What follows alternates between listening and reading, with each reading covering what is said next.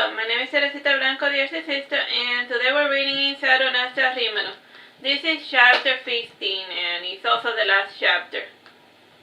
A strange, cringy little creature started forming in the sugar and blood habitat, and on top of an open lemon, a single cell organism was slowly dividing.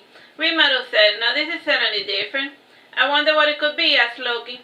"Depending on its intelligence and charm, we might keep it," said Rimaru.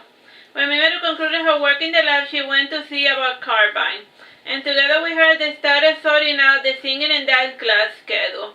And Rimaru then left the house with a printed schedule, and as she roamed the street she started singing.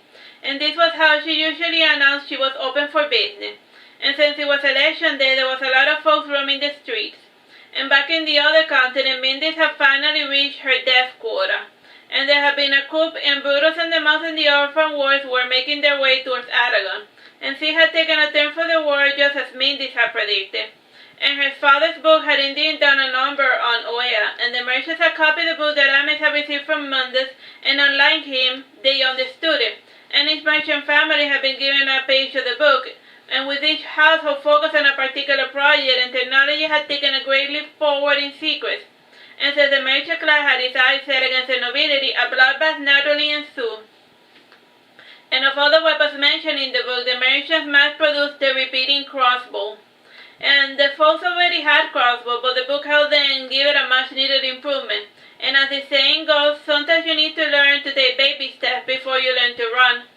All in all, about 167 folks appeared in Aragon overnight. And Brutus seemed that went to see Elisa to start the immigration progress, and she was walking back from school with her child, and she was quite proactive in rearing her kid, despite being a noble woman.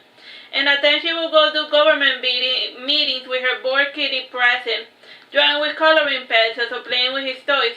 Brutus approached Elisa, who gave him a weird look, and raising an eyebrow, she said, "Great, more weirdos. Don't you have the entire mountain to yourself? You should have really go bother the Greys at Maltisor. I am not familiar with those Greys, or whatever they call themselves.